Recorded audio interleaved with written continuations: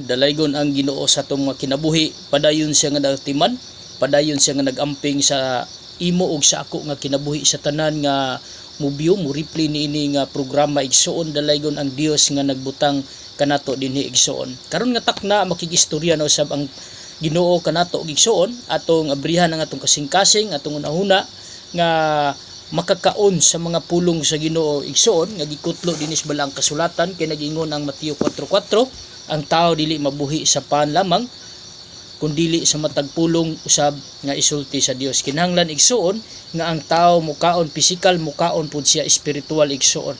Ang tao nga mukaon pisikal mo kining mga kanon, mga lami nga mga pagkaon para sa tong lawas, apan igsoon ang pagkaon nga pisikal igsoon mo kining pulong sa Ginoo nga sa atong pagpaminaw, sa atong pagdawat, nagakaon kita sa mga pulong nga gikan sa Ginoo espiritual igsoon. Ingon ang gipadayag kapitulo 21 bersikulo 27, naghisgot kini og walay bisan unsang mahugaw ang makasulod sa syudad igsoon. Igsoon higala sa tanan nga mga nangalagad sa Ginoo nga hangtod sa katapusan igsoon nga kun mo padayon ta adunay gitagana ang Dios nga syudad alang sa iyang mga nagmatinumanon nga mga katawhan. Ayaw sugot igsoon nga samtang buhi pa ta dili ta magkinabuhi sa mga pagtulunan nga gikan sa Dios igsoon. Ikaw ug ako gidasig yun sa Dios igsoon nga maminaw ta ug magkinabuhi ta sa mga pulong mga mensahe nga gikutlo dinis balang kasulatan aron ikaw ug ako igsoon sa ulang mga adlaw sa pagbalik sa atong Ginoong Hesus nga mao atong Misaya igsoon. Makaadto ta sa giandam o giprepare nga syudad alang sa iyang mga katawhan igsoon.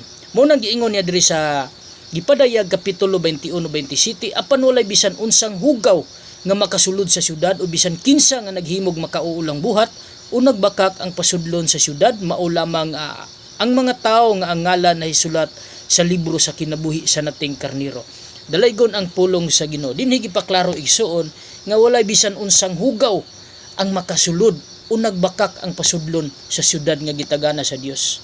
Kinsa raman ang makasulod sa syudad nga giandam gitagana sa Dios alang sa iyang katawhan kadtong putli o kasing-kasing, kadtong nagakinabuhi sa mga pulong, mga pasidaan dinis balang kasulatan igsoon. Kadtong mga tao nga nagkinabuhi sa pagkamatarong, kadtong mga tao nga nagkinabuhi sa pagkabalaan igsoon. Ingon niya, apan walay bisan unsang hugaw, naghisgot ganig hugaw igsoon, walay laing gihisgotan diha kundili ang sala igsoon. Kung maghisgot ang sala igsoon, daghang klase sa sala igsoon.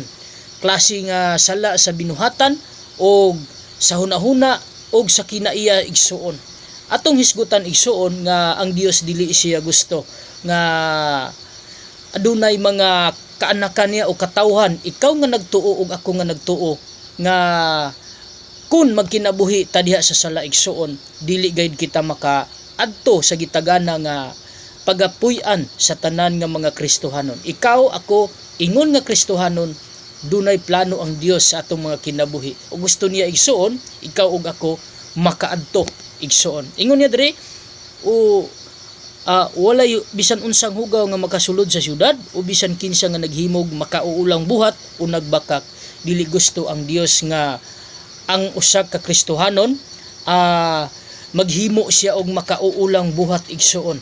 Makauulang buhat igsoon mga dili tinuod nga gusto sa Dios nga hinimo-himo lamang sa tao igsoon.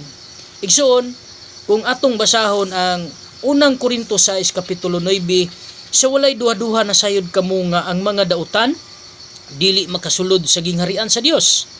Ayaw pagpalimbong kay ang mga tao nga makihilawason o nagsimba sa mga Dios-Dios o mga mananapaw o nakighilawas sa isig kalalaki o isig kababae o kawatan o hakog o mga palahubog o tigbutang-butang o mga malapason sa balaod dili makasulod sa gingharian sa Dios.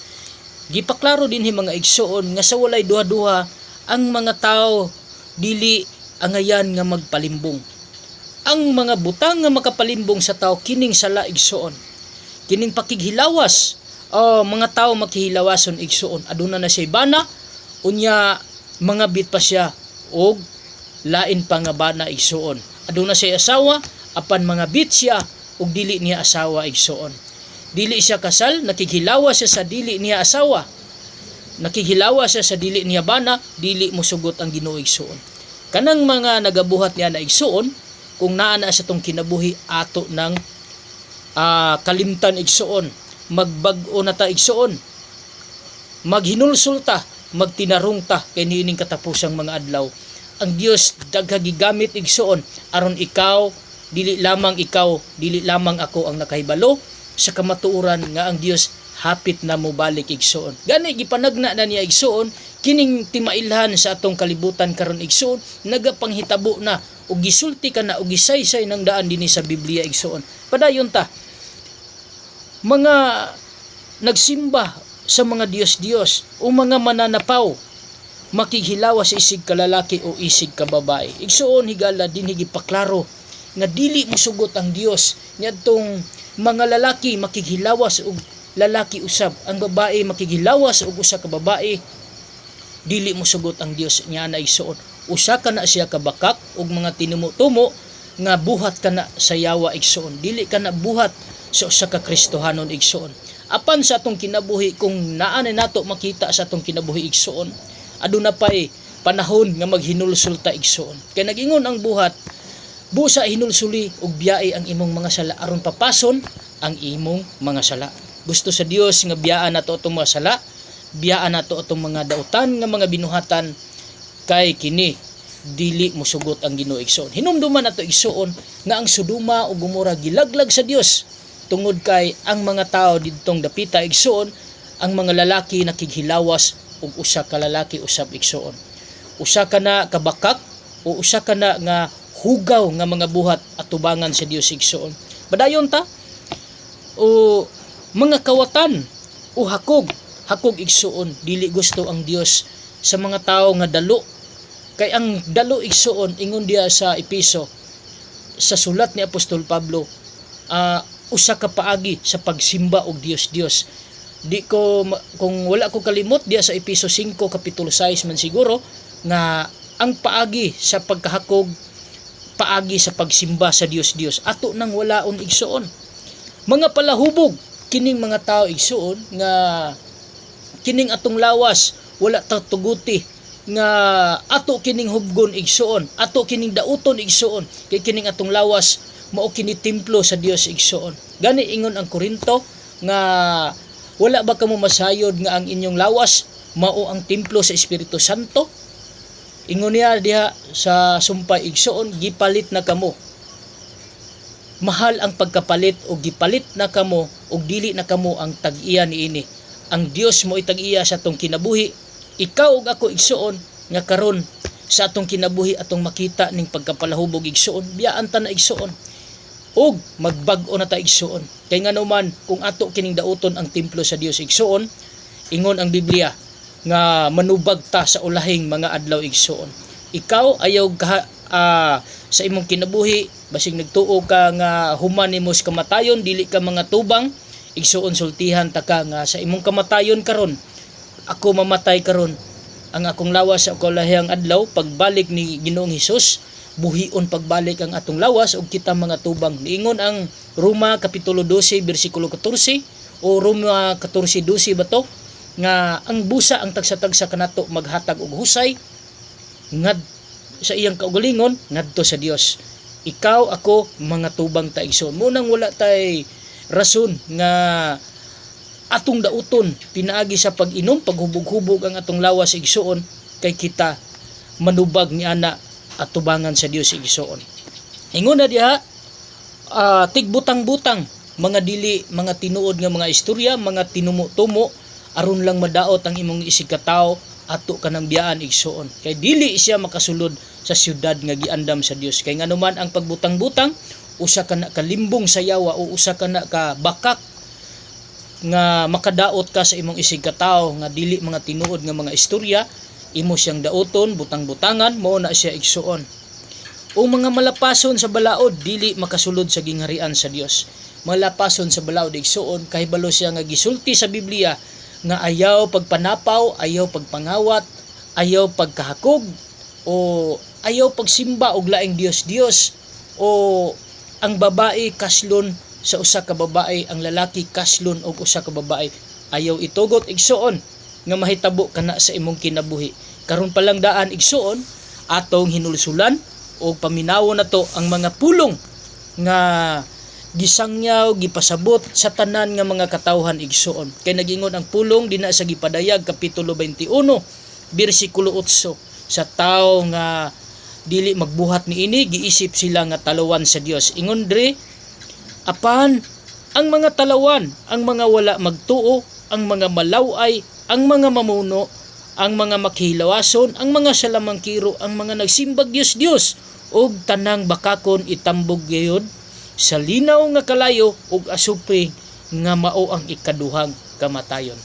Igsuon higala sa atong kinabuhi, dili na tugutan nga sa atong kinabuhi magpuyo ta diya sa sala igsuon.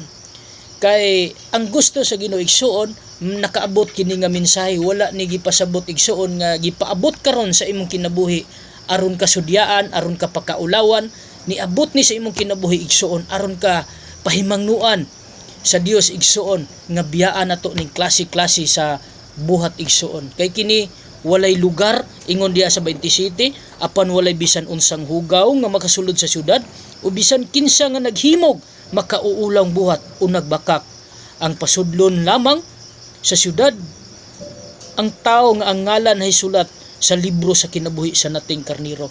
Ang tao nga nagkinabuhi sa pagkamatarong, ang tao nga nagakinabuhi dinha sa pagkabalaan, ang tao nga nakanunay nag-iwas sa sala igsuon, ang iyang ngalan nahisulat dinha sa libro sa kinabuhi.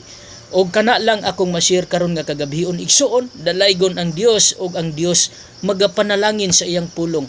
Amahan namo nga langit non, Dios kang labing balaan, Dios kang labing gamhanan. Lord, salamat na usab sa imong mga pulong, sa imong mga mensahe nga nagpahinumdum kanamo aron kami dili magpuyo dinha sa makauulang buhat o kanang sala nga gihisgot dinhi sa Gipadayag Ginoo. Lord, andama among kasing-kasing nga ang imong pulong matisok kini og makabunga sa among mga kinabuhi Ginoo, sa tanan nga mo biyo mo reply niini Ginoo. Ikaw magapanalangin, ampingi sila Ginoo ug isulat ang ilang ngalan dinha sa libro sa kinabuhi. O Lord, salamat Ginoo sa imong kamaayo. Dalaygon ka nga Dios sa walay katapusan. Kining tanan akong ginatugyan uban ang pagsalig, pagpasalamat pasidungog kanimo. Pinaagi sa imong gamhanan ug milagroso nga pangalan, in Jesus name. Amen. Bye-bye.